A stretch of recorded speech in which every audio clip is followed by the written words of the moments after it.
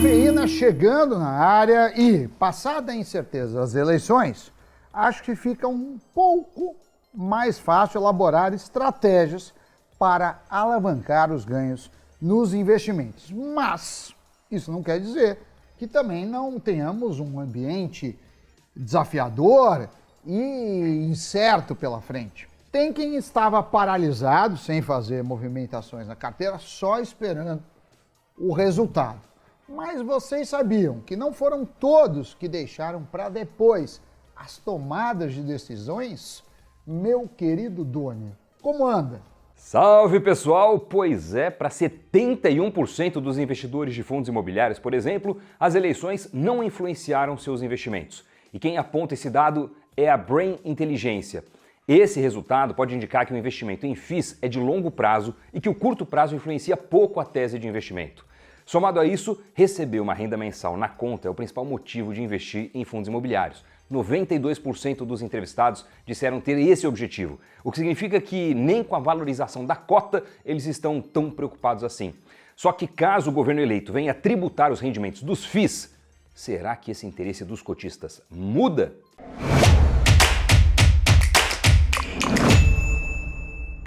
E no caso de quem investe em ações pagadoras de dividendos? Aquela carteira montada para ter renda passiva pingando na conta. O que acontece se tivermos tributação? Será que o investidor vai mudar a sua composição e abrir mão dessas de dividendo e escolher empresas de crescimento? Qual o barulho que uma reforma tributária pode provocar nesses mercados, uma vez que são distintos? Um investe em imóveis e papéis de dívida imobiliária.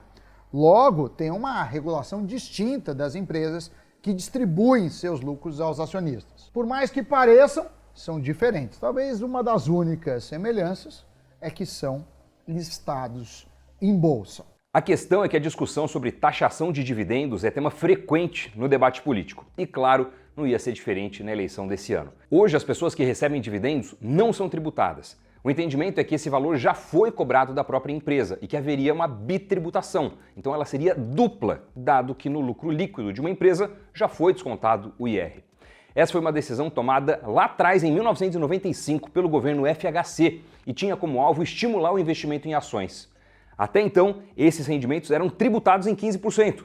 E claro que essa isenção atrairia muito dinheiro para as companhias de capital aberto no Brasil. Mas passados estes 27 anos, nossa bolsa cresceu e aumentou o número de investidores. Em outros países, por exemplo, tem tributação de dividendos. Dos 37 países que compõem a OCDE, em 32 cobra-se impostos nos dividendos. Estou falando de Irlanda, Chile, Noruega, Finlândia, Coreia, Suíça, Israel, Áustria, Itália, Espanha, Japão, Austrália, Portugal, Alemanha, Nova Zelândia, entre outros. As alíquotas vão de 78%, que é o caso da Irlanda, até 13,6%, que é o caso na Grécia. Então, daí vemos que o Brasil está destoando da realidade internacional. Mas vale dizer o seguinte, o nosso imposto sobre lucro da empresa é grande. Então, vai tributar dividendo, ok, mas teria que diminuir o imposto que vem antes, o imposto de renda de pessoa jurídica. Se é para olhar as melhores práticas, não é só pegar uma fatia, tem que considerar o todo. No governo Bolsonaro já tinha uma articulação de uma votação fatiada da reforma tributária e, com isso, a cobrança de imposto de renda sobre os dividendos. Os recursos arrecadados iriam ser usados, por exemplo, na prorrogação do Auxílio Brasil de R$ 600. Sem essa receita, o valor poderia cair para os R$ 400 no ano que vem. A proposta incluía também a atualização das faixas de cobrança de imposto de renda, mas ela foi aprovada na Câmara dos Deputados e não passou no Senado. Já a campanha de Lula prometeu simplificar o sistema tributário, beneficiando quem tem menor renda. Então, os impostos sobre consumo e folha de pagamento foram citados como alvos do governo petista. Só que, em contrapartida, aumentaria os impostos sobre renda e riquezas. E daí que os dividendos se enquadram. Além de aumentar o imposto, sobre heranças, como é ITCMD. Mas qual o efeito disso nos investimentos? Segundo analistas de ações, fundos imobiliários e gestores consultados, o fim da isenção pode vir a mudar a alocação dos investidores, em especial no caso de fundos imobiliários. Já para quem gosta de fazer stock picking de ações, a preferência por empresas maduras pode cair e aumentar em contrapartida empresas em crescimento. Essas últimas geralmente pagam pouco ou não pagam dividendos, pois ainda investem muito no negócio. Um exemplo claro são as empresas de tecnologia que requerem capital intensivo.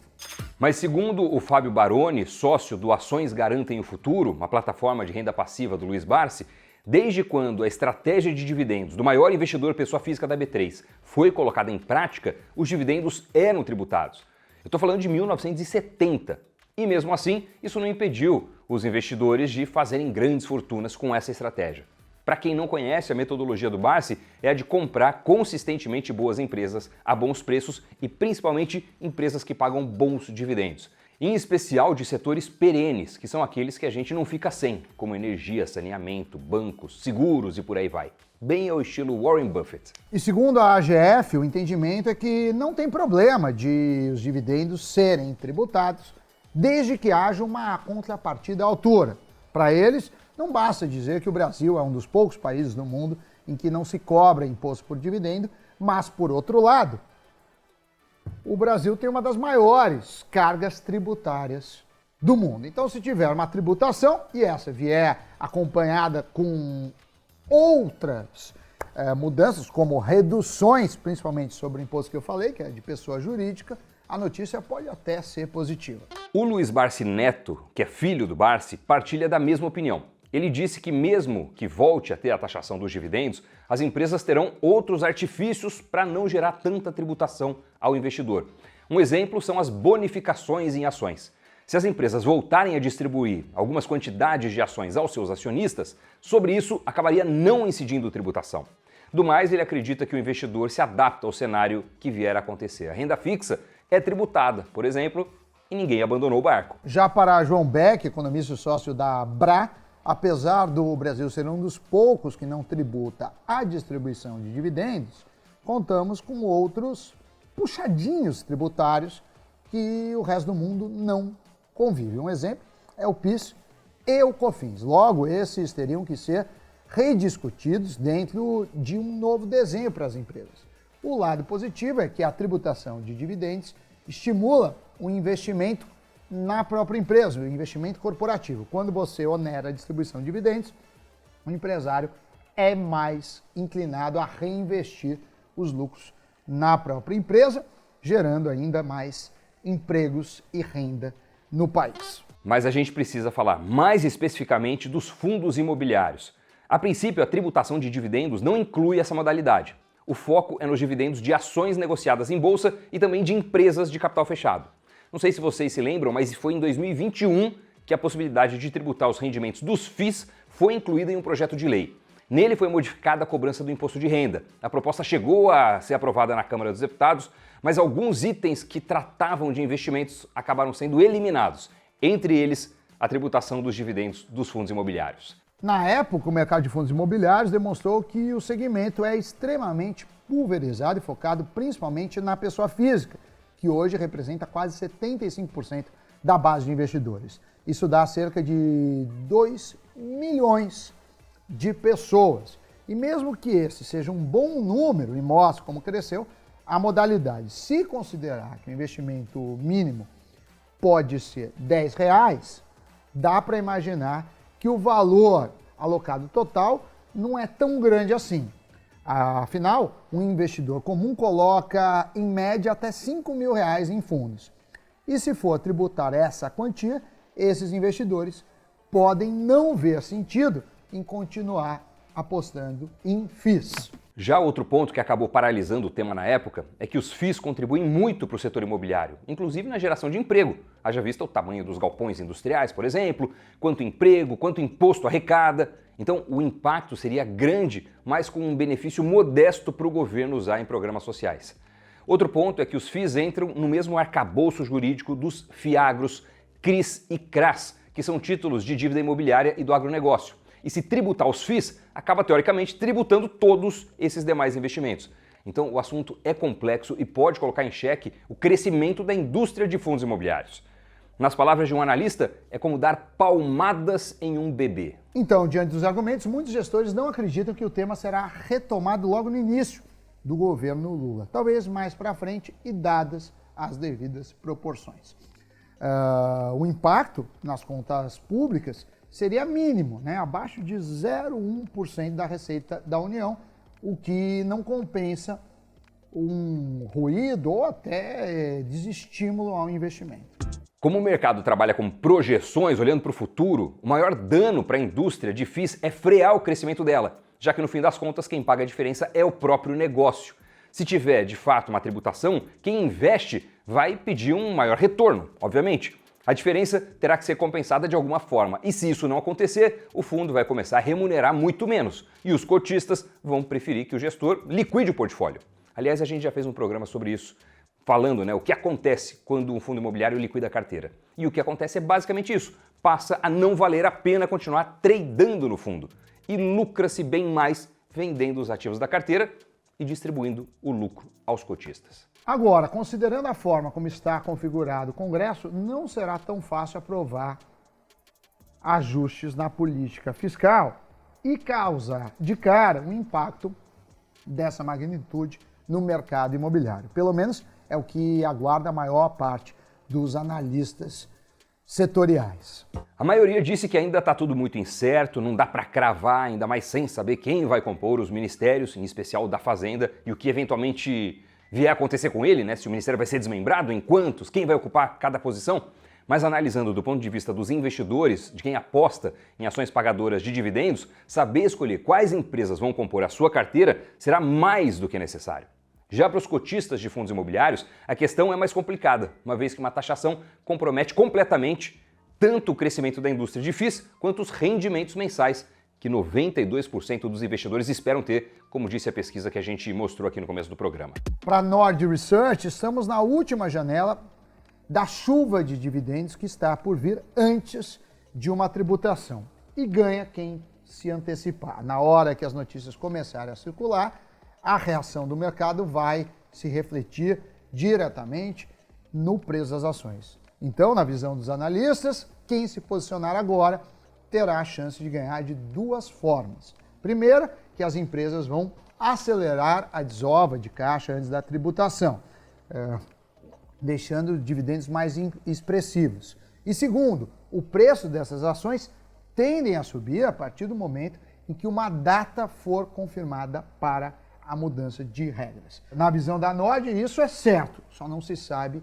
exatamente quando acontecerá. Logo, todos vão correr para receber proventos antes da tributação, acelerando aí o preço da bolsa. E sabemos que o mercado premia quem se antecipa. Ou seja, se você está de acordo com a análise da Norte, vale a pena correr para esse perfil. Tentamos trazer visões distintas, conteúdos para quem quer surfar antes de acontecer a tributação. Também falamos sobre o que deve ser esperado depois disso. Enfim, agora eu quero saber de vocês. Será que a taxação vai comprometer os demais rendimentos em renda variável? Qual você acha que vai ser o impacto disso para os investimentos como um todo? Conta pra gente, deixa seu comentário. E agora, me resta chamar o Giro de Notícias. Analistas do Goldman Sachs cortaram sua recomendação das ações da Petrobras de compra para neutro. O motivo? A incerteza em torno das políticas a serem adotadas nos próximos anos. O receio é na diminuição no pagamento de dividendos e nos investimentos necessários para refino e energias renováveis, onde a Petrobras não tem um histórico significativo. A Apple foi escolhida como a melhor marca do mundo pelo 10º ano consecutivo, de acordo com um levantamento realizado pela Interbrand. A alta de 18% no valor do mercado da marca, que subiu para 482,2 bilhões de dólares, manteve a Apple no topo da tabela.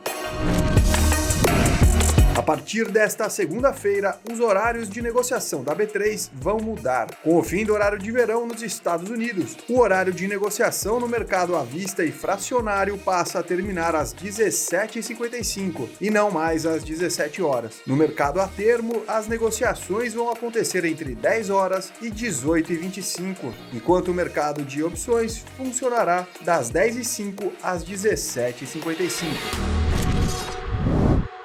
Notícias giradas, cafeína encerrando, mas sem antes agradecer o Doni, agradecer a você pela parceria e pedir para você dar aquela esmagada no like, se inscrever no canal, deixar os comentários, ativar as notificações e, claro, acompanhar toda a programação do Invest News. Tchau, tchau. É isso, Sammy Boy, pessoal, até o próximo programa. Tchau.